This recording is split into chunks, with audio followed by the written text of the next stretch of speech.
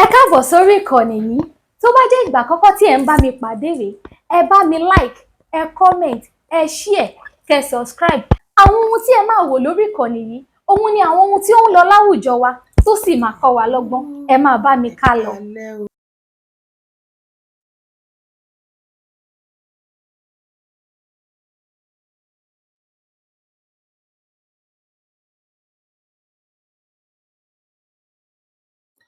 Hello, ẹ káalẹ́ o, ẹ káalẹ́ o, ẹ káalẹ́ o, ẹ káalẹ́ o. Ṣé dáadáa ni mo bá yín o? Ẹ káalẹ́ o.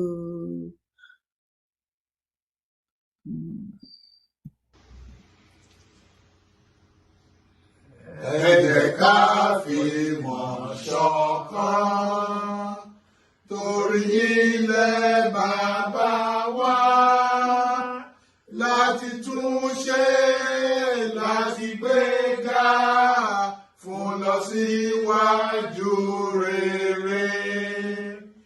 Ìjà ìrẹ́pọ̀ ló yẹ wá kájà fúnlẹ̀ bàbá wa nítorí wa torí ọmọ wa nítorí ọjọ́ ọ̀la. Ọmọ Odùduwà ni wá níbikíbi tá a bá wà. Ẹ jẹ́ ká fẹ́ra wa ká sì máa rántí pé a ó padà sílé.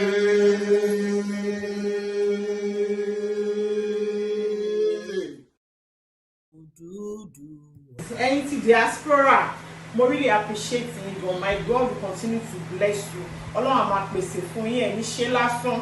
Àwọn ọmọ inú ara láàánú, mo tún ti gbédè o. Bọ́mọ yín ṣe máa ń ṣe Binance. From the stable of Binance Skincare and Med Spa, òun lélẹ̀ 5D oil wà lélẹ̀ 5D. Ṣẹ́rẹ́ lèyí, ó wà fáwọn aunties àtàwọn mummies tó máa náà fẹ́ pupa. Àwọn fẹ́ nǹkan tó máa káwọn dúdú. Eléyà fún yín 3 to 4 shade lighter. This is our 5D oil. And it comes in only this 1 liter. I need another liter. Eléyìí ò ń ṣe kò sí ṣeré nínú eléyìí, like no excuse. Ipe mo rà á mi tí gbọ́ ohun mi 5D oil. Ó ń gbóná fẹ́lifẹ́li. Eléyìí tí mo kó sí Ìbàdàn sí ọ̀dọ̀ èèyàn kan ni o. Ó ti ń lọ US báyìí bó ṣe wà yìí lọ́la. Ẹ tètè bẹ̀rẹ̀ fún kótó pé mo yẹ sọ ti brightening body soap nìyẹn. Ọ̀nkọ wìtìwìtì ó ti tán o. Mo dúpẹ́ lọ́wọ́ yín o. Ọlọ́run àtúbọ̀ máa pèsè fún yín. Ẹ̀yin tèmi ẹ jọ̀ọ́ ẹ má gbàgbé. Ẹ jẹ́ ká ṣe bá ṣe máa ń ṣe. Ẹ gbọ́ wìtìwìtì ẹ bá mi rà á. Àmì ọmọ yín ẹ ṣé gan, mo really dúpẹ́. Ojoojúmọ́ náà ni mò ń gbàdúrà fún yín. Brightening body scrub àti skin brightening face soap ni mo recommend fún gbogbo ẹ̀yin olólùfẹ́ mi all over the world. Fún ẹ̀yin tẹ́ fẹ́ pupa, kò sí fún àwọn tó bá dúdú rárá. Bóyá o ti lo cream lọ́dún tó ti pẹ́, o ti lo oríṣiríṣi ọṣẹ, o lo ní stubborn skin, lọ pé Binance Skincare and Spa. Order fún brightening body scrub àti skin brightening face soap. Kó o dánwò kó o sì rí wípé rere lolúwa. Ó sanwó ẹnu. Mo fọwọ́ sọ̀yà wípé ìgbà tó o bá lò tán wàá tún pè mí, wàá bless mi. Iléeṣẹ́ Binance nìkan ló ti lè rí, má jẹ́ kí wọ́n fi gbá ẹ o. Bẹ́ẹ̀ ni o, ẹ kálẹ́ o, ẹ kálẹ́ kú ọjọ́ 3 o, ṣé dáadáa ni mo bá yín o. How body? Ó yá, comot body, hard body, or if you no get body, no join body o. How body? Bí àṣà àwọn ti Delta wá ní body ayé, body abẹ̀mẹ̀. Bó o ní lọ́dọ̀ tí yín, ó ń júnà lọ́dọ̀ ti tèmi. Ó ń lọ bó ṣe yẹ kó ṣe máa lọ. Ó ń sẹ́lẹ̀kẹ́jọ, ó ń sẹ́sẹ́sẹ́, ló ní sẹ́sẹ́sẹ́, ó ń sẹ́. Ṣé ó ń sẹ́ lọ́dọ̀ tí yín náà? Ṣé ó ń sẹ́? Ṣé ó ń dún? Ṣé ó ń dùn? Ẹ sọ̀rọ̀ náà, ẹ jẹ́ appreciate ara wa. Báwo ni lọ́dọ̀ tí yín? Ṣé gbogbo ẹ̀ ń jọra wọn? Okay o. Ẹ dá mi lóhùn. Ó yá, ẹ jẹ́ kí n mọ̀ bóyá ó ń jọra wọn. Ẹ káàárọ̀ ẹ kú ojúmọ́ ẹ̀yin èèyàn mi o.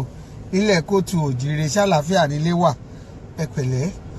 Ó tó ọjọ́ mẹ́ta o. Bẹ́ẹ̀ ni lílọ bíbọ̀ ni àti iṣẹ́ ọgbọ́n àtinúdá gbogbo. Ẹ ṣeun. Arọ́wọ́ yín nígboro lóríṣiríṣi. Ẹ mú ìyá oníyà. Ẹ sọ di ìyá alákàrà. Ìyẹn dáadáa. Ọkọ wọn gan fúnra ara wọn kúkú tiẹ̀ ti pè wọ́n ní ìyá alákàrà. mọ́yà máa tó ń ṣe gẹ́gẹ́ bí ọmọ Nàìjíríà wọ́n ní ọ̀dọ́gbọ́n àtinúdá wọ́n láwọn kan ń bẹ tán bá fún wọn 50,000 naira tán fún wọn 20,000 ó ti tó wọn bẹ̀rẹ̀ òwò ṣé wọ́n ni wọ́n bá wí ṣé bí wọ́n sọ pé láìtì ni wọ́n olóòkàwé báwo nìyẹn ṣe wá kàn ẹ́ wọ́n ń jà lẹ́kejì yẹn ṣe kàn ẹ́ tí mọ̀ nǹkan kan ẹ̀yin ọmọ Yorùbá ní òrò wípé ẹ mọ̀ wípé àkọ́kọ́ ọjọ́ láyé yín nì tí ìran yín kan tí ó ṣe olórí orílẹ̀-èdè ẹ yà lò dáadáa ọdún 3 ti kọjá nínú 8 ẹ lò dáadáa kẹ́ ẹ mọ̀ tẹ́ ń ṣe kẹ́ ẹ ní dọ́kúmẹ́ǹtì yín lọ́wọ́ kẹ́ ẹ nàwó síjọba kíjọba nàwó sí yín ó wá jẹ́ pé ìròyìn tó bá dáa lórílẹ̀-èdè ẹ̀yin ò ní rò ń bá wo gbogbo wọn lọ bá àwọn ọmọ Yorùbá lẹ́wà rí tí wọ́n pọ̀ nídìí ẹ̀ á ní káwọn ọmọ dínkàrà tí wọ́n bá ní òdínkàrà ńkọ́ tí wọ́n bá ní òdín àkàrà ńkọ́ mo bí ọ lè wo kúlíkúlí 5,000 naira tó ní mo mú dání gbogbo ẹ̀ làwa ń ṣe ẹgbẹ̀rún 5 ni bó ṣe wọ̀nyẹn 5,000 naira gbogbo ẹ̀ ló ti dowó. If you see some things in Nigeria these days wàá rò wípé bóyá lóyìnbó náà ti gbé wàrà àwọn ọmọ Nàìjíríà ni wọ́n ṣe pákéjì tó ti lọ rẹ́rẹ́rẹ́ ìwọ òṣìṣẹ́ kankan ọ̀lẹ olè ọjẹ́ 2k ọjẹ́ 3k wọ́n bá ń wá àwọn yàwó ibẹ̀ náà máa bá kọ́tísìmù ibẹ̀ ló wà ó lọ léèwé kò páàsì kò mọ̀wé kankan ńṣe ló lọ ń bribe àwọn lecturers níbẹ̀ ibi tí wọ́n bá ti wá fẹ́ máa tró lórí orílẹ̀-èdè wọn ibẹ̀ ló ti bá ó kárí máa ṣépè fúnra ẹ̀ máa fún ara rẹ̀ ní èpè ó lè nílọ síwájú ìwọ tó mú ọwọ́ rẹ tó fi ṣe AI tí wọ́n ní kí wọ́n fi máa ṣoríire tó wá mú lórí orílẹ̀-èdè rẹ tó gbákàrà lé lórí ó kárí mo fún ẹ ní thumb up wàá ríran wò láìpẹ́ wàá mọ̀ wípé Ọlọ́run ọba ń bẹ ẹni ẹlẹ́ni try technical college nìyẹn ó dọ̀fẹ́ 42,000 naira náà tún máa fáwọn ọmọ ní ìparí oṣù kan ìwọ ìjọba wọn gbérù ròyìn bẹ́ẹ̀ wo Bank of Agriculture ìjọba àpapọ̀ yìí ní gbogbo nǹkan táwọn àgbẹ̀ tá a bá gbé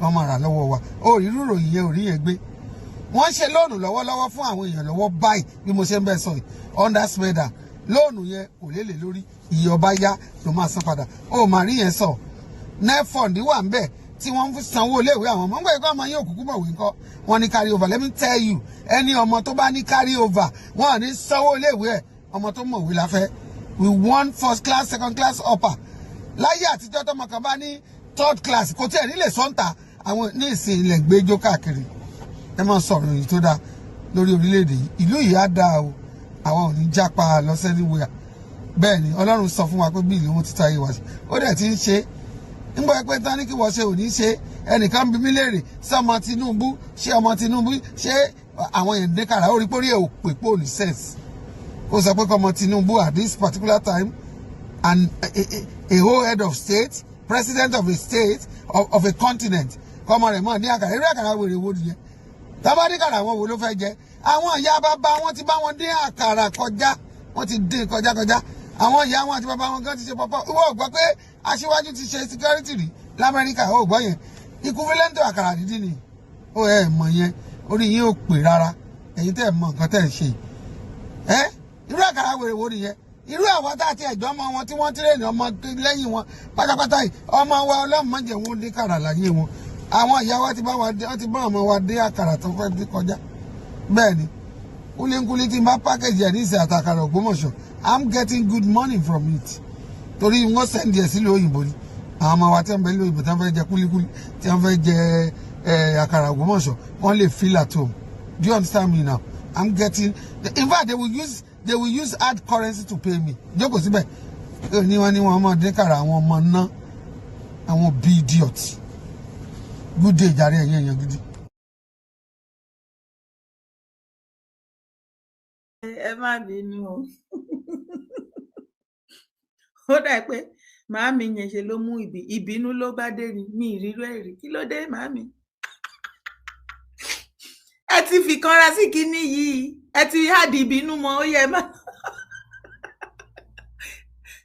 ẹ jọ àpọ̀ lẹ́nu kinní nìyẹn o àwa tá a mọ̀ bọ́ yẹn advice èèyàn advice wa máa ń lakọ̀ ó máa ń lágbára màmá mi ìfẹ́ advice àwọn ọmọ Yorùbá nìyẹn o ipe ọ̀pọ̀lọpọ̀ wa tá à ń complain ìgbà tí mọ̀mọ́ rẹ̀ mi Tinubu ní ká wá ká lọ máa dín kàrà ká máa róòsì kan róòsì àgbàdo màmí ẹbí ẹ̀dẹ̀ máa fọ́ sí wẹ́wẹ́ ni ẹbí ẹ̀dẹ̀ máa gbóhùn wálẹ̀ ẹ̀ẹ́dẹ̀ bá wa sọ̀rọ̀ nítùbínú bí o pé àkàrà dídín yìí owó ni owó ni kò yí ọ̀pọ̀lọpọ̀ wà, oríṣiríṣi nǹkan lèèyàn modernize nísìn.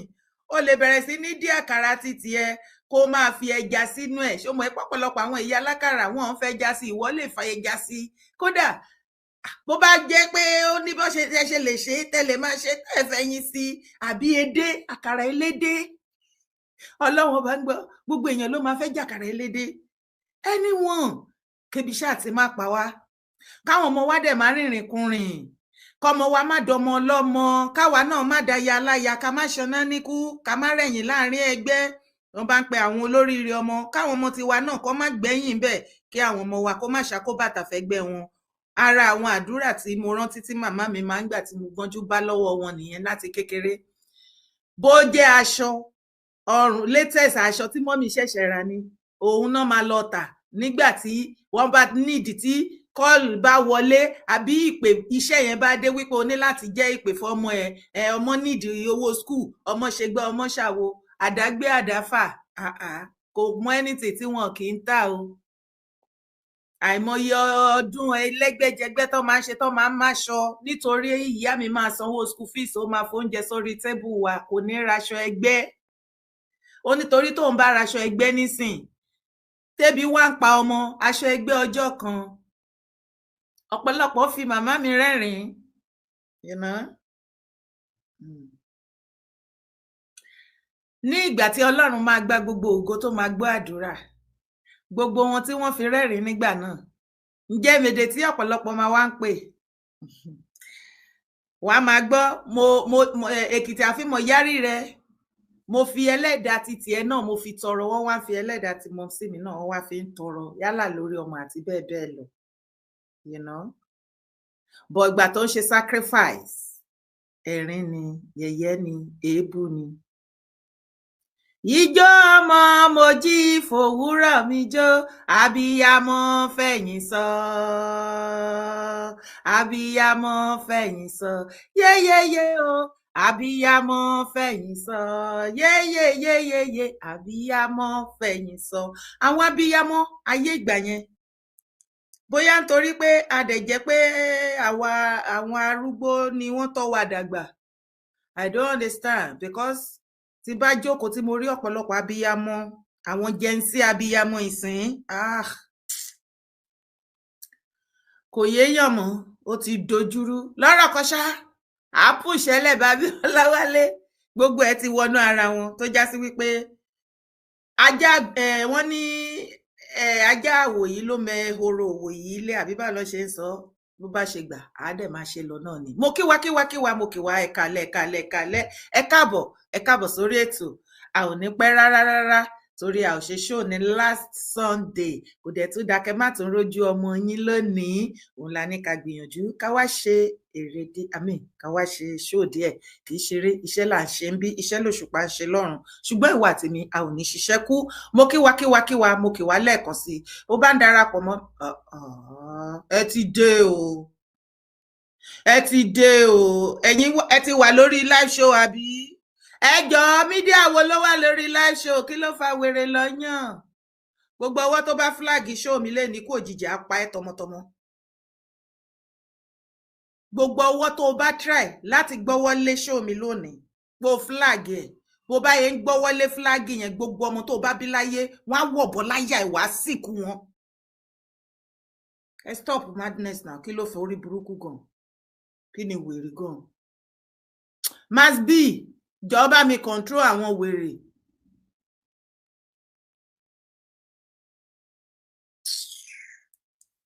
Ojú ọ̀run a máa sọ pé ó tẹ̀yẹ fò láì fapá gúnra wọn. It's big enough for every one of us. Mo kí wa lẹ́ẹ̀kan sí i. Bẹ́ ṣe ń darapọ̀ mọ́ mi, ẹ má gbàgbé láti máa bá mi tẹ love, ẹ má bá mi tẹ like, ẹ bá mi tẹ share button, kẹ́dẹ̀ bá mi share síta. God bless you as you do so. A ti wà lórí TikTok, ẹ̀yin tẹ́ bá fẹ́ darapọ̀ mọ́ wa ní orí TikTok.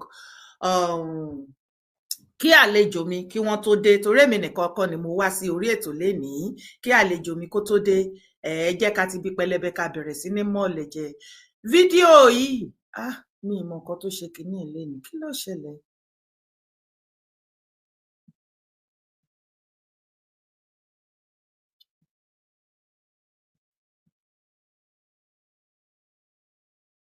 Okay.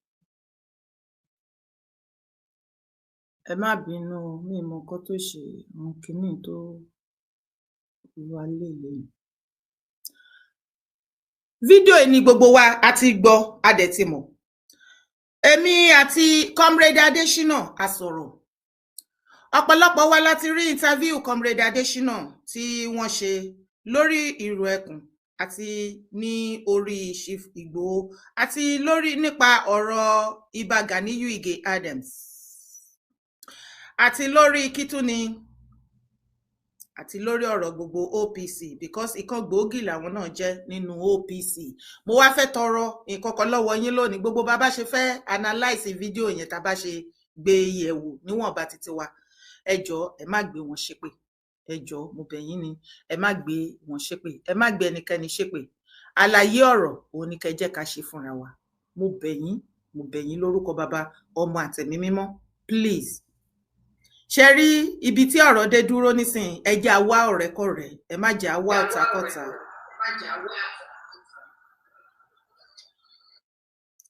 Ẹ jẹ́ á wá ọ̀rẹ́kọ̀rẹ́ ẹ má jẹ́ á wá ọ̀tàkọ̀tà. Ọ̀pọ̀lọpọ̀ àwọn èèyàn ni wọ́n pè mí tí wọ́n bá mi sọ̀rọ̀. Mo bẹ̀ wá. Ọ̀pọ̀lọpọ̀ wa nínú ń bí ẹ jẹ́ ká calm down. Ẹ jẹ́ ká calm down. I am begging. Ẹ jọ̀ọ́ nítorí Ọlọ́run. Tí ò bá torí anything, torí ilẹ̀ Yorùbá tí ìwọ àtèmi là ń jà fún. Torí ilẹ̀ Kóòtù Àjíire tí ìwọ àtèmi jọ sọ wípé agbédání máa ń fẹ́ ìtẹ̀síwájú àti àṣeyọrí ẹ̀. Àṣeyọrí yẹn òun ni kí ìwọ àtèmi ká máa wá. Ẹ jẹ́ ká wá ọ̀rẹ́ púpọ̀ láàrin ara wa ju ọ̀tá lọ. Ṣùgbọ́n ìyẹn ò sọ wípé bí nǹkan bá ṣe ń lọ ká má ṣe àlàyé o. A máa ṣe àlàyé láì mú ọ̀tá. A máa ṣe àlàyé láì step on anybody's toes. A máa sọ ọ̀rọ̀ bó ṣe yẹ ká sọ̀rọ̀ gẹ́gẹ́ bí ojúlówó ọmọkọ ilẹ̀ Kóòtù Àjíire ilẹ̀ Yorùbá tá jẹ́ torí ìtẹ̀síwájú ilẹ̀ baba wa òun ló jẹ́ ìwọ àtèmi lógún. Ẹ ṣé. Kí ọ̀rọ̀ mi kó lè yé yín ẹ jẹ́ kí n play fídíò yìí. Ọ̀pọ̀lọpọ̀ fídíò yẹn gùn so àwọn oníkálùkù ń gé ìwọ̀nba tó fẹ́ gé ń bẹ̀. So eléyìí tí mo gé ẹ jẹ́ ká gbọ́. Bá a bá tún lè wa tò tẹ́ bá ń bèrè Yorùbá Nation àjàgùn abẹ́lé. Èmi àti Sunday ò jà. Ìrẹ́pọ̀ ṣì wà láàrin ẹ̀yin àti olóyè. Èmi àti ẹ̀ ò lè jà. Ọmọ Májẹ̀mú làwa méjèèjì. Àwọn tó ń kó sí inú wọn padà sunkún ni. Ọ̀rẹ́ ni wá. Bọ́ àjọṣe nǹkan kan náà. Ẹjọ́ bẹ̀rẹ̀ Yorùbá Nation ni. Táwọn Sunday ṣe yẹn Májàsọ́lá àjọṣe ni. Èmi padà lọ́nà. Kí ló lè padà nídìí tí n bá ti ń rí àbòsí nínú nǹkan ìní ju mẹ́mọ́. Onítìrí àyẹ̀gbọ́n mi ni. Ẹ̀gbọ́n yín ni. N lè dínà rẹ̀. Olùkọ́ Onítìrí. Bẹ́ẹ̀ ni Ìbàdàn ènìyàn rẹ̀ ń gbé. Ṣé Yorùbá Nation tààrà làwọn ń fẹ́ ṣá? Yorùbá Nation tààrà làwọn bó ṣe yé wọn. Ọ̀pọ̀lọpọ̀ wa ìlàjọ ṣàṣepọ̀ pẹ̀lú àǹtí tóbi tó ti ṣòwò rẹ̀. Àǹtí ò brainwash àwọn èèyàn. Gbogbo àwọn tó dúró tó lé Sunday Igboho fẹ́ kóra síbẹ̀. Ẹnu mi gbà anywhere. Èmi ni mo gba mẹ́sẹ̀gì tí wọ́n fẹ́ àtàkì Kotonu. Èmi ni mo pé ẹnìkan tó súnmọ́ bàbá òun Ọbásanjọ́. Gani Adams ló pe ìpàdé. Ló pè pàdé. Irú ìpàdé wo? Ìpàdé àlàáfíà. Èmi ni mò ń sunkún ẹ̀ látọdún mẹ́rin sísè. Kí wàá ló dé tẹ́ ẹ lọ? Kí la fẹ́ lọ sí? Ìpàdé àlàáfíà. Àwọn náà jẹ̀bi wa. Ààrẹ ló jẹ̀bi wa. Ààrẹ tí èmi àti olóyè Sunday Igboho àtọ̀rẹ́ mi Sunday Adébáyọ̀ a máa pè Sunday Arọ tá a jọ lọ lé wọn. Ọ̀tọ̀ ní tó tún sọ fáwọn èèyàn fún àwa bí àwọn ni. Ọmọ tẹ́ ẹ ní kó lọ bìkan tó lẹ ẹ̀wọ̀n láti bẹ̀. Ọmọ tẹ́ ẹ ránṣẹ́ tí bọ́n bá tó wá dàsìkò owó tẹ́ wàá rántí ìyàwó àtọmọ ẹ̀ yóò ronú nǹkan míì bí tí wàhálà ti ń bọ̀ OPC nìyẹn. Abdulganiyu Abiodun Ige ọmọ dada tí bá ń kọjá lọ èrò pa rẹ̀ ní kọjá lọ ní ta design fún bàbá yẹn. Convoy too serious. Kò sí ọmọ Yorùbá kankan tó jẹrú ọlá tí ààrẹ Gani Adams jẹrí láyé. President orílẹ̀-èdè yóò jẹrí. Wọ́n fayọ̀ fọ́. Ààrẹ náà wá ń gbá bí ìgbà kan ń gbá bọ́ọ̀lù Wembley Stadium. No! Tó pé wọ́n ti sọ agbára tí gbogbo wa jọ dájọ́ fún wọn. Wọ́n ti sọ di nǹkan mi. OPC ni pọ́blẹ́mù ilẹ̀ Yorùbá. OPC náà ló dẹ̀ lè solve pọ́blẹ́mù ilẹ̀ Yorùbá. Tí wọ́n bá ti ṣe tó tọ́ láàmú tú ààrẹ yẹn pé ààrẹ ẹbọ gan ni. Ẹ ò rí wọn bí olórí mọ́. A rí wọn bí olórí láàyè wọn. Wọ́n máa bẹ̀ wá ni. Ṣé pé wọ́n á tún jókòó kágbádá sọ́rùn. Wọ́n á máa pàṣẹ fún wa. Wọ́n ò kọ́ wa ní jàjà náà. Gbogbo alájọ kọ́ra wa ní nǹkan kan. Ìdí tí mo ṣe play fídíò yìí ni wípé ní ìgbà tí èmi àti Comrade sọ̀rọ̀ wọ́n jẹ́ kó yé mi wípé àwọn kọ́kọ́ wà àlàyé ọ̀rọ̀ pọ̀ tájọ ṣe fúnra wa àbí kò yé yín báyìí. Àìtéyínká òun là ń dọwọ́ bò ó. Àìtódò tọ̀ sí ó ní kọ̀ǹkọ̀ díjú akèrè díjú ní kẹ́ni. Kí ni mo fẹ́ fàyọ ni pé àwọn fúnra lára wọn ni wọ́n sọ ọ̀rọ̀ nínú àwọn fídíò wọ̀nyí tí àwa náà somebody like me tá dá sí. Yorùbá lọ wọ́n bọ̀ wọ́n ní kí gbogbo sọ̀rọ̀sọ̀rọ̀ kó rántí ẹni tó ṣe kíni tó mọ̀ ọ́ gbọ́. Ẹ má bínú omi mo bóyá ṣe ń gbọ́ mi lórí YouTube àti Facebook o. Ẹ jọ̀ọ́ ṣá ṣe wa live. Ẹ jẹ́ kí mọ̀. Ẹ jọ̀ọ́ lórí TikTok ṣá wa live. Ó di. Bẹ́ẹ̀ bó ti fi ìsàbó ti kú.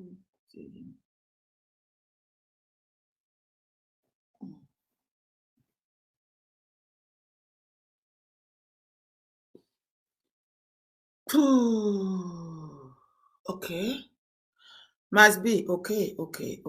Adeyimika, okay. Ẹ ṣé. Okay. God bless you. Okay, ẹ ṣé. Ẹ fi mí lẹ́jọ́. Èwo tún ni ẹ fi mí lẹ́jọ́? Okay, ẹ ṣé ẹ̀yin èèyàn mi. Dàtí mi ò rí comment mọ́. So bí mo ṣe ń ṣe àlàyé yẹn lọ kí tó wọnú àlàyé ní pátápátá, a dúpẹ́ lọ́wọ́ gbogbo ọmọ kóòtù ajíire ilẹ̀ Yorùbá fún ìfọwọ́sowọ́pọ̀ pẹ̀lú Chief Sunday Adéyẹmọ Ìgbòho lórí ìlú Ẹkùn tó já sí wípé 50,000 òun ni ìjọba ní pé kí wọ́n kó jọ ìyẹn bàbá Tinubu, ṣùgbọ́n níbi tí ọ̀rọ̀ dé dúró kò sí ọmọ kóòtù ajíire ilẹ̀ Yorùbá tí ọ̀rọ̀ ti yé nísìn tí gbogbo irọ́ tí wọ́n ti ń pa lọ́lọ́kan òjọ̀kan àti everything ó ti yé everybody nísìn, kò sí pé à ń fi bójúbójú bo ra wa lójú. So èyí mú kí gbogbo ọmọ kóòtù ajíire kí wọ́n tú yáyá kí wọ́n sì tú yàyà láti bọ́ síta láti darapọ̀ mọ́ ìlú Ẹkùn láti lè jà fún ilẹ̀ bàbá wọn. Congratulations to Chief Sunday Adéyẹmọ Ìgbòho Òòṣà owó bàbá dámì. Ẹ kúṣẹ́. Ọlọ́run akúkú mú wa délẹ̀ lérí. Ànífẹ̀mí ṣe. Ọlọ́run á máa gbà fún gbogbo wa. Ìyẹn ni ti ìlú Ẹkùn. Now, tí ẹ bá lísì sí fídíò tí mo play dáadáa tí comrade ti sọ̀rọ̀ yìí, ṣe rí comrade Adésínà Akípẹ̀lú tí wọ́n sọ̀rọ̀ ńbẹ̀ tó grant interview. Lákọ̀ọ́kọ́ mo fẹ́ kẹ́ mọ̀ wípé èèyàn Chief Sunday Adéyẹmọ Ìgbòho ni wọ́n.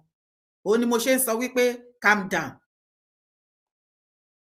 Èèyàn Chief Sunday Adéyẹmọ Ìgbòho òun ni comrade Adésínà Akípẹ̀lú.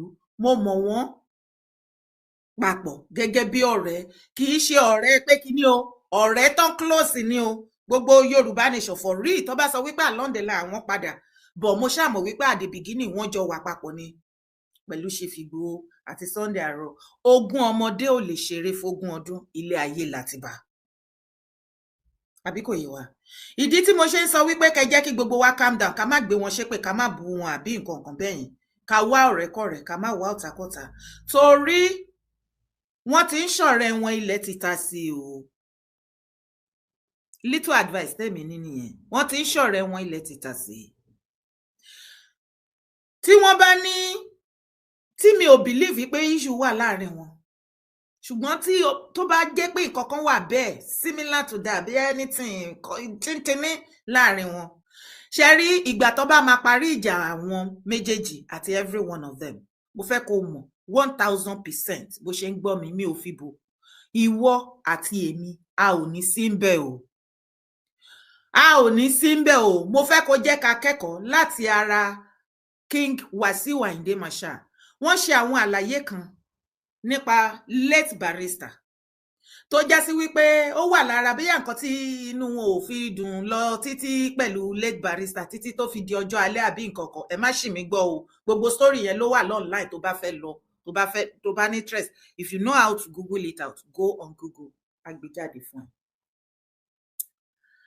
Àbí kò yé wa? So kí ni K1 ló bí àwọn nínú sí late Barrister. Wọ́n ní ìgbà tí ìjà bàbá Barrister àti bàbá Kollington tó ń gbóná lalala gbogbo wa la mọ̀ tọ́jọ́ ń forin búra wọn. Of course yes, ó dẹ̀ yìí ṣẹlẹ̀ títí dèní lẹ́ni nínú Fuji or anywhere. Ó ti di dandan, kò sí bó ṣe lè ṣe wà léèyàn tí ẹ ṣáà ni. Tó já sí wípé K1 jẹ́ kó yé wa pé àwọn wà behind Barrister against Kollington or something. wọ́n ṣáà ń ṣe kinní yẹn lọ bẹ́ẹ̀ oníkálùkù á take side ó yìí ṣẹlẹ̀ dè ní tí ìkan bá ṣẹlẹ̀ láàrin bàbá wa Pasuma àbí bàbá wa Olúfimọ Mátàgbàmọ́lẹ̀ Òṣùpá àbí you know, oníkálùkù ló máa ní èèyàn mi lélẹ̀ anọ́dẹ̀sìn so bí ilé ayé la sì bá. Kí ni mo wá fẹ́ sọ? Ṣe rí music ó yàtọ̀ sí eléyìí. Ṣe rí nǹkan tí àwọn brothers wa yìí gbé dání, ẹ̀mí ni wọ́n gbé dání, ẹ̀mí wa òun ni wọ́n gbé dání. Tó bá jẹ́ wípé láyé ìgbà tí à ń sọ yìí tí ọ̀rọ̀ yìí ń lọ lálálá láàrin late Barrister àti bàbá Kollington Àyìnlá, kálí ayé tá a wà ń sìn 2026 yìí ní ìgbà yẹn, there is possibility pé àwọn loyalists wa àbí àwọn followers wọn wọ́n á ti máa tàtàtà ara wọn láàrin ìgboro, wọ́n á máa para wọn. Ṣé rí àwọn brothers wa wọ̀nyí, gbogbo wọn pátápátá ẹ̀mí wa ló wà lọ́wọ́ wọn. Ó yàtọ̀ gédégbé sí orin. Ìdí nìyẹn tá a ṣe ní láti wà extremely careful tá a bá lọ síwájú ká tó pera wa sẹ́yìn.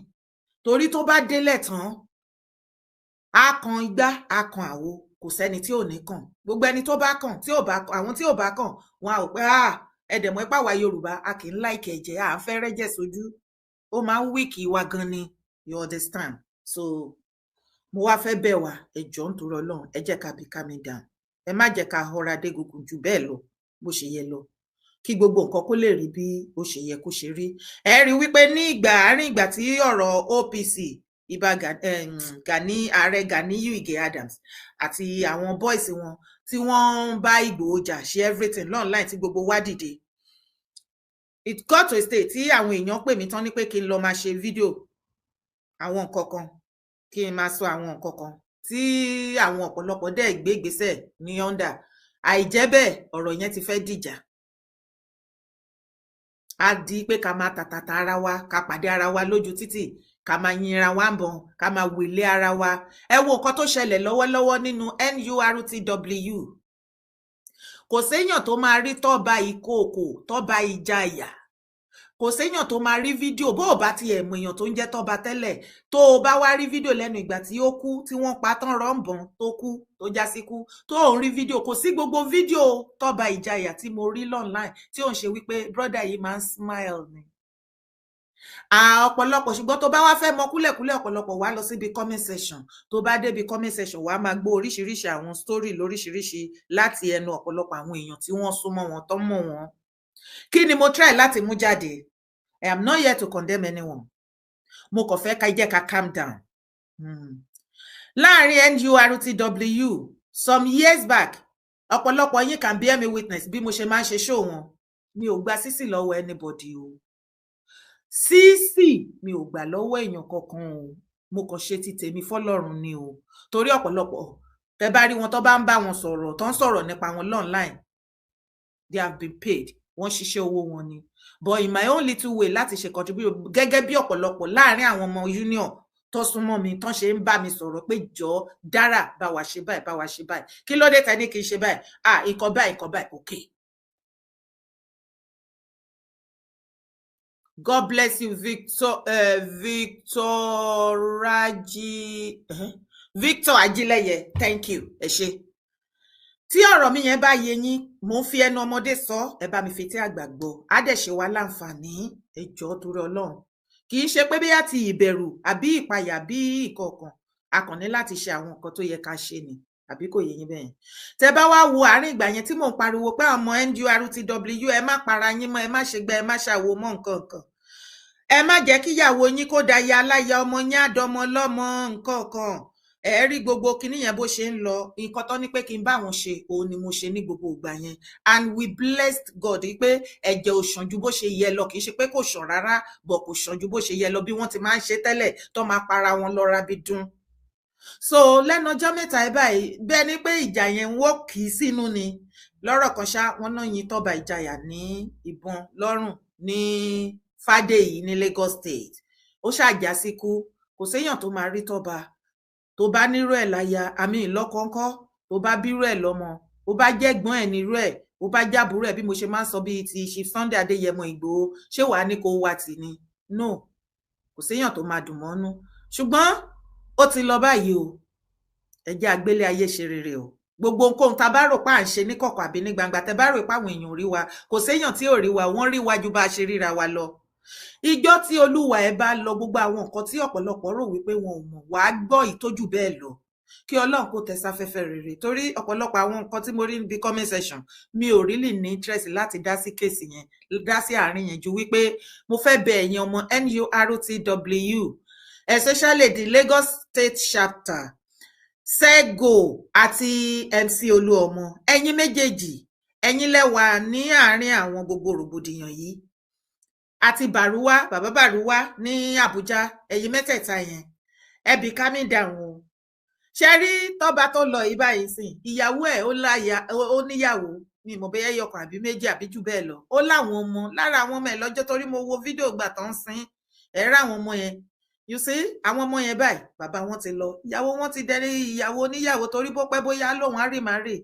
bọ ojú mẹ́wàá ò lè jojú ẹni minus nìyẹn náà tún bá dé àfẹ́ irú nǹkan bẹ́ẹ̀ yẹn láàrin wa mọ́ àsìkò yìí aláfẹ́ tún ilẹ̀ Yorùbá ṣe ni a fẹ́ fọ ilẹ̀ kóòtù ajíire mọ́ ẹ jẹ́ ká jọ fọwọ́sowọ́pọ̀ ká fi ìfẹ́ tó yè kooro tó ló ti sọnù láàrin wa ẹ jẹ́ ká wá bá ṣe máa tún gbìn sí àárín wa tó máa germinate ẹ má jẹ́ ká hate ara wa jù bí ó ṣe yẹ lọ ṣùgbọ́n ẹ̀yin kọ̀ọ̀kan ìkọ̀kọ̀ tí mo fẹ́ mọ̀ tí mo wá fẹ́ lọ nínú ọ̀rọ̀ OPC lélẹ̀ ni wípé ṣe rí ẹ̀yin OPC lótìtọ́ ní ìgbà tẹ́mi àti comrade sọ̀rọ̀ comrade jẹ́ kó yé mi wípé no yeye kì í ṣe báwọn ṣe mean ẹ̀ ni mo ṣe ṣàlàyé ọ̀rọ̀ yẹn àwọn ò mean ẹ̀ bẹ́ẹ̀ ọ̀tọ̀ọ̀tọ̀ làwọn mean ẹ̀ àwọn ò direct ọ̀rọ̀ yẹn lọ síbẹ̀ dádì mi ti wà available. My daddy. Ó jẹ́ ń dé fìlà mi tán. Ẹ ṣe dáadáa, ó ti fáìn báyìí dádì. Ó ti wà ókè báyìí. Èmi mo máa sọ fún yín dádì pé ṣé fìlà yẹn ti fáìn lẹ́yìn mọ́mì. Ó fáìn, ẹ ti áǹsì dáadáa báyìí. Má bínú pé mo pẹ́ fìlà kan tó láìkì yẹn ni mò ń wá látàárọ̀ tí mi ò mọ ibi tí mo fi sí. Daddy eléyìí náà lọ. I love you, my daddy. My daddy. Thank you. You today. Inú wa dùn láti ti pé ẹ tún ti yọjú sí wa lẹ́nu ẹ tún wá bẹ̀ wá wò pé ìyá ọmọ wọn yìí ṣe dáadáa lẹ wà inú mi dùn ayọ̀ mi kún ẹ káalẹ́ ẹ káàbọ̀ sórí ẹ bá wa ti rárá lẹ́sà. Yes, ẹ ṣeun. Mo kí gbogbo yín nílé o mo tún wá bí mo ṣe ń wá ọmọ mi dára mi ò jẹ́ kí òun ló sọ pé mo gbọ́dọ̀ tún wálé ní kí n wá sọ̀rọ̀ díẹ̀ so mo tún wá ta ló lè tí dára bá ti pè bẹ́ẹ̀ mọ̀ pé ó ní nǹkan kan tó tún rí nìyẹn ìyẹn la fi máa ń pè ní ìdajì ni mo yára pé ìdajì ni mo máa ń pè ìdajì gbogbo Yorùbá nation tó pè ló èèyàn kan ṣoṣo. The only one standing. Àwọn èèyàn máa ń pè mí wọ́n ní àwọn wọ́n mọ nǹkan tó ń lọ torí pé wọ́n máa ń wo show ẹ̀. Ó dáa bẹ́ẹ̀ yẹn tí ò ń ṣe pé wọ́n ń fẹjọ́ ẹ̀ sùn mí pé kí ni ọmọ ẹ̀ yìí kí ló ń sọ yìí mo ní nǹkan tẹ́ bá ti gbọ́ lẹ́nu ẹ̀ òótọ́ ni tí ò bá rí dájúdájú kò ní sọ. Nítorí náà mo kí gbogbo ẹ̀yin tájọ máa ń wà ń bí tẹ́jọ máa ń wà ń bí nígbà gbogbo Ọlọ́run á túbọ̀ máa ran gbogbo wa lọ́wọ́ o. Àmín Jésù. Ẹ ṣeun. Thank you. You're welcome.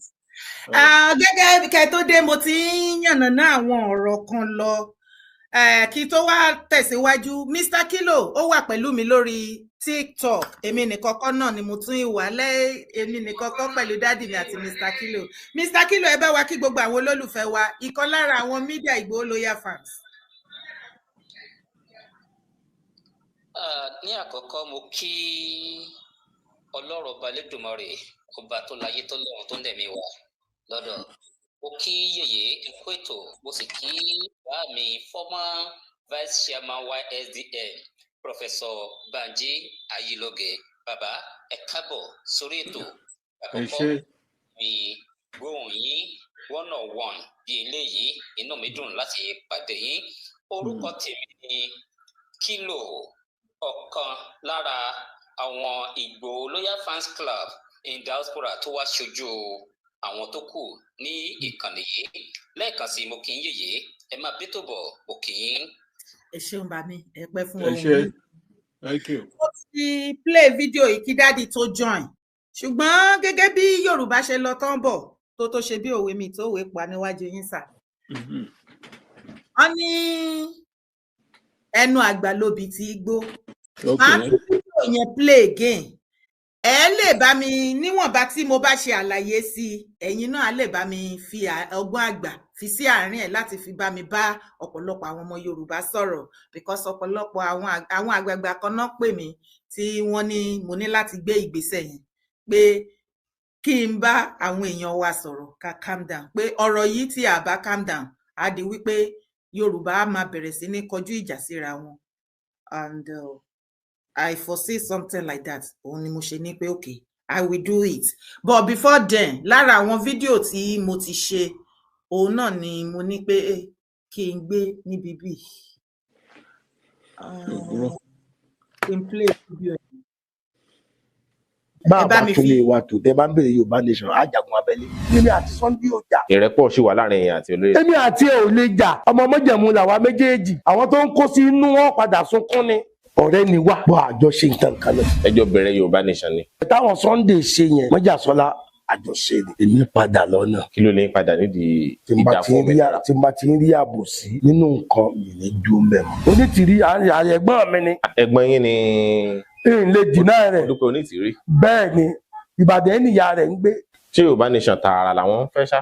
Yorùbá nation tààrà làwọn bó ṣe yé wọn ọ̀pọ̀lọpọ̀ wa ìlàjọ ṣàṣepọ̀ pẹ̀lú àǹtí tó fi tó di ṣòwò rẹ̀. àǹtí ò brainwash àwọn èèyàn. gbogbo àwọn tó dúró tó lé Sunday Igboho fẹ́ kóra síbẹ̀ ẹnu mi gbà lẹ́niwẹ̀ èmi ni mo gba mẹ́sẹ̀gì tí wọ́n fẹ́ àtàkì Kòtónú èmi ni mo pé ẹnìkan tó súnmọ́ bàbá òun Ọbásanjọ́ Gani Adams ló pe ìpàdé. ló pè pàdé irú ìpàdé wo.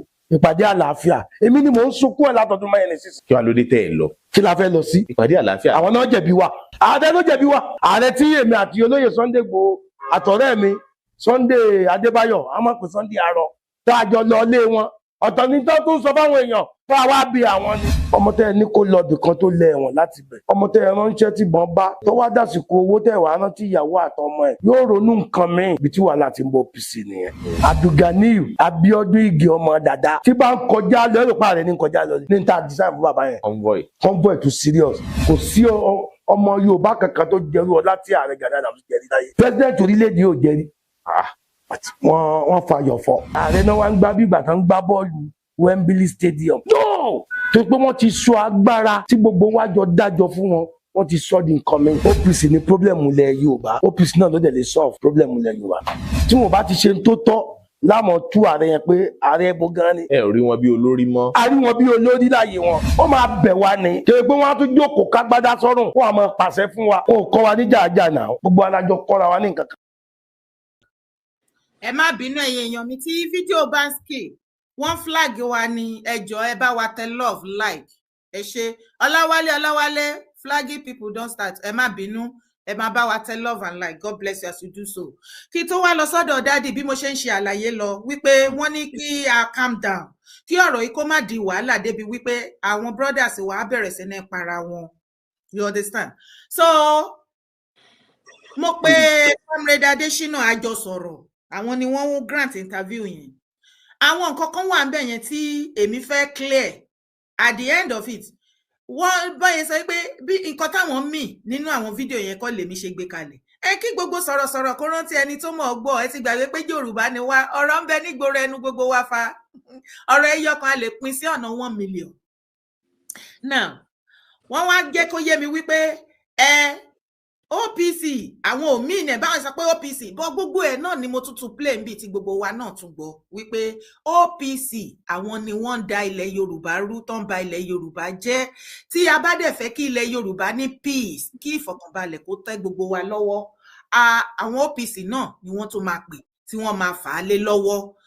Mi ẹ̀yin tẹ́ bá dẹ̀ wo fídíò mi yẹn ẹ rí àwọn àlàyé tí mo ṣe ń bẹ̀ ṣùgbọ́n wọ́n wá jẹ́ kó yé mi ní ìgbà tá a sọ̀rọ̀ after that video wípé kì í ṣe yẹn kì í ṣe gbogbo OPC wọ́n ní kí n máa bá wọn là á wọ́n ní kí n máa là á kí n pín ire kí n sọ́ra mi dánmọ́ ọ̀fà ọmọ lálọ́mí ọmọ lọ́fà mọ́jọ́ ọmọ abíṣújó kọ ọmọ pínre láre wọ́n ní kí n máa là á wípé kì í ṣe gbogbo OPC làwọn sọ wípé ó fẹ́ ba ilẹ̀ Yorùbá jẹ́, wípé OPC ti tọ̀dọ̀ Ganiyu Ige Adams òun làwọn ń sọ. Okay, now mo ti wà lórí ètò báyìí live, mo dẹ̀ ti sọ bí a ṣe sọ̀rọ̀ wípé Comrade Adesina o wọ́n láwọn ò sọ wípé gbogbo OPC o wípé OPC ti ọ̀dọ̀ Gani. Tabade jókòó tí a bá rí àwọn OPC tó wà online tí wọ́n ń jà tó dẹ̀ dàbẹ̀ ni pé wọ́n múra ìjà tó dẹ̀ dàbẹ̀ ni wípé wọ́n rí lìfẹ́ jà, àárí wípé lótìtọ́ àti lódodo àwọn ọmọ ààrẹ Ganiyu Ige Adams ni. And àwọn tí wọ́n pè mí wọ́n dẹ̀ jẹ́ kó yé mi wípé kí n pariwo síta wípé àwọn àgbààgbà ń bá wa sọ̀rọ̀, àwa ò jà, wọ́n ní a gbúdọ̀ jà, kò gbúdọ̀ sí ìjà láàrin ọmọ kóòtù àjíire. Dádì sà, torí àní pẹ́ rárá lórí fídíò yẹn, ṣùgbọ́n nínú nǹkan tí brọ́dà wa yìí sọ ń bẹ̀ tó ní OPC àwọn náà ń ba ilẹ̀ Yorùbá jẹ́, nǹkan tí wọ́n sọ òun lèmi náà sọ̀rọ̀ lé lórí. Bọ̀bọ́dé ṣe wá sọ wípé kò ń ṣe gbogbo OPC. Ṣé OPC faction kan ó lè dágbó ṣe ni láìsí connection every, because OPC kan ló wà tẹ́lẹ̀ tá mọ̀ wípé Fáṣẹ̀hùn ló dá OPC sílẹ̀, along the line ìjà ṣẹlẹ̀, but today as of today mẹ́ta gbòógì ni mo mọ̀ tí mo dámọ̀ tí mo yanrantí, tí Gani Adams wà, tí New Era wà, tí Comrade Adesina tó ń grant interview yẹn wà, àti ààrẹ Arógundádé, mo ti host ààrẹ Arógundádé lórí show ìrí live. Then bàbá ààrẹ Òṣìbọ̀tẹ̀ àwọn ni wọ́n ẹ̀dì OPC late Fáṣẹ̀hùn. Ṣé OPC Gani Adams nìkan lè dá wàhálà fà láìsí pé àwọn other OPC wọ́n jọ fa wàhálà láàrin ara wọn gẹ́gẹ́ bí bàbá Adesina ṣe sọ nínú fídíò ìsà? ó ṣe èyí dára. Ṣé rí bẹ́ẹ̀ mi ṣe máa dá ẹ lóhùn sí nǹkan tó sọ yìí ni pé kò sí tí mi ò mọ̀ ní gbogbo àwọn àti kí Gani Adams kó tó di ààrẹ ni mo ti mọ̀ nígbà ibi tí mo kàn máa yan fún yín ni pé even nígbà ọ̀rọ̀ Dr. Fáṣẹ̀hùn pé Fáṣẹ̀hùn ẹni mi ẹni Fáṣẹ̀hùn Ifá ò sẹ́hùn nǹkan tí èdè wa ní Londo State. Ẹ mọ̀ pé yìí náà lè correct mi lórí ìṣòwò rẹ̀. Right. So what we need to know ni pé ṣé rí gbogbo àwọn ọmọ wa wọ̀nyí, and let me start from Dr. Fáṣẹ̀hùn nígbà tó òun àti Gani ń fà, àwa náà dúró pé ìjọ tí mo kọ́ máa rí, mo dẹ̀ ti fi sọ̀rọ̀ sí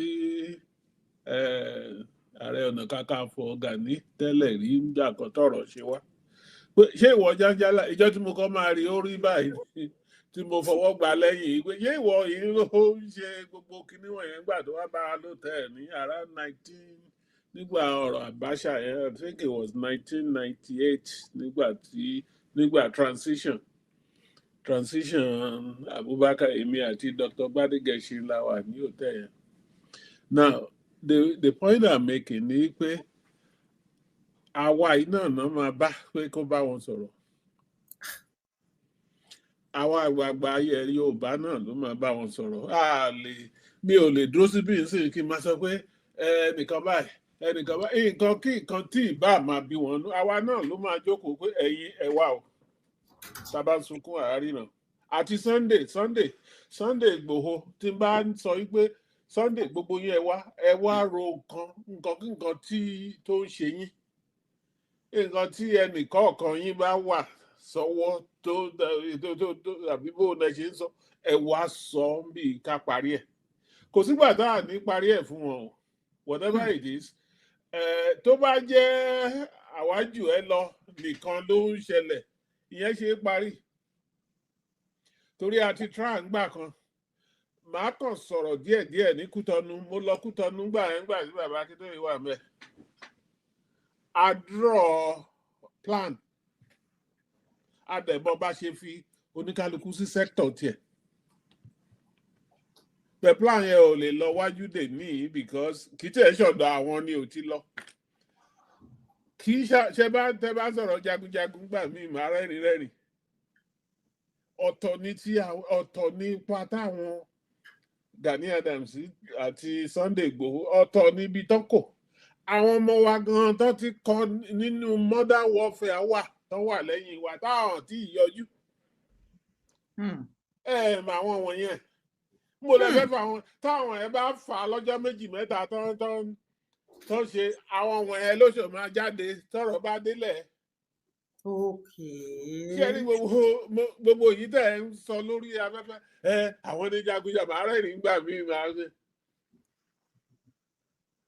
Ìkan nínú àwọn general yẹn àjọ sọ̀rọ̀ lẹ́nu ọjọ́ mẹ́ta ó ní gbogbo ilé ìtọ́jú ẹ̀ sọ pé kán kó nǹkan ogun jáde kán kó gbogbo ẹ̀ jáde kán kó ogun jáde pé ńgbà táwọn lọ ṣe operation ní Sierra Leone ọkùnrin kan ti kú ìjàpá tó gbé kọ́rùn nìkan ló wà oníṣẹ́ òun náà fi ṣe oògùn sí ìjàpá yẹn ni àbí ìjàpá náà fi ṣe oògùn sí. Mo kàn ń sọ fún yín pé ẹ fọkàn balẹ̀ kíní yìí ò lè tẹ́lẹ̀ yìí. Nǹkan tí gbogbo wa láti ṣe ni pé nǹkan tá a bá ń ṣe at the same time nígbà tá a bá ń sọ ẹ ní sùúrù èmi ni mo jù ẹ lọ gbogbo àwọn tó máa wà involve lórí ọ̀rọ̀ yìí gan ò tí ì yọjú. Ṣé rí gbogbo yìí jẹ́ Sunday Igboho sọ pé báyìí ni Gani Adams sọ báyìí ni àwọn tó ń tẹ̀lé wọn rò yìí pé tí Yorùbá nation bá jáde sí iṣẹ́ máa gbé lọ́wọ́ Gani Adams ni àbá gbé lọ́wọ́ Sunday Igboho. They are just part of the whole. Àwa gan tá à ń ṣe àmọ̀ yìí pé iṣẹ́ tá à ń ṣe ń sìn tó bá máa yọjú a máa gbé Yorùbá ó ti dé o bó o la ṣe máa ṣe ni kò sẹ́nìkan tó jẹ́ pé òun ló máa jẹ́ ọ̀gá gbogbo yín. Oníkálukú a máa ní parliament tàti máa debate gbogbo ibi tí parliament nígbà tá à ń lọ school láyé ọjọ́ ẹni tó ń kọ́ wa ní gọ́ọ̀mẹ̀ntì nǹkan tó ń pè ní parliament ó lè sọ pé bá a ṣe ń wù ẹ́ pọ́bìnrin ni ẹ́ yìí a lè sọ pé ọkùnrin ni ẹ́ ó ti dé ọkùnrin ni ẹ́ náà ni. That is the power of government. Gbogbo pé jẹjẹjẹjẹ lé kíní tó bá gba Yorùbá nation ó máa jókòó náà ni.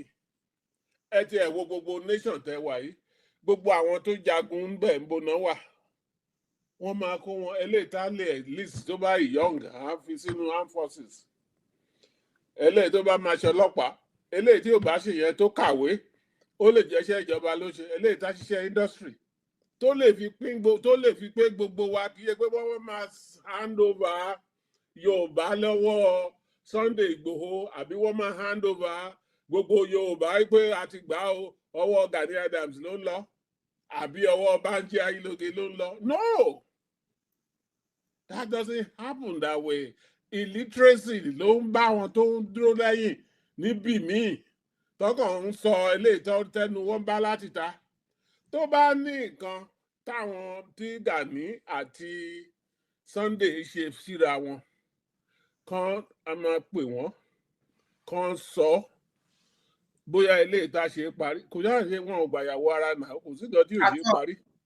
nǹkan táwọn rí bẹ́ẹ̀ ni dádì ni pé kíní yẹn ti ṣẹlẹ̀ náà láti ìgbà ọ̀rọ̀ Yorùbá nation a dẹ̀ rò wípé ibi tí ọ̀rọ̀ dé dúró nísìn gbogbo everybody wa ló yé àti mọ bí nǹkan ṣe ń lọ lórí ọ̀rọ̀ yìí pé ajìjàgbara fún ilẹ̀ Yorùbá. Now bàbá ààrẹ Gani ìyẹn sọ wípé òun ní ààrẹ ọ̀nà kakanfò olórí gbogbo jagunjagun ilẹ̀ Yorùbá tó já sí wípé every other security organization àbí security group tó ń bá wù kó dá sílẹ̀ àbí each individual ó ní láti wà ní under kì í ṣe tó ní láti yá wà. máa gbọ́ listen àwọn tó lọ tó ń kàwé tó ń ka gbogbo ẹ̀ tó ń lọ tó ń jẹ́ general ní modern warfare ṣé Gani ó jagun rí ni ní modern warfare tọ́mọ̀ bọ́n ṣe ń fi bàálù ṣe tán ń bọ́ sínú omi tán ń jà ní kínní ṣé wọn ò sí nàìjíríà ni àbí ṣé wọn ò sí ilẹ̀ yorùbá ni. bó kọ tí ẹ ṣe ń ṣàlàyé lọ máa gbọ́ listen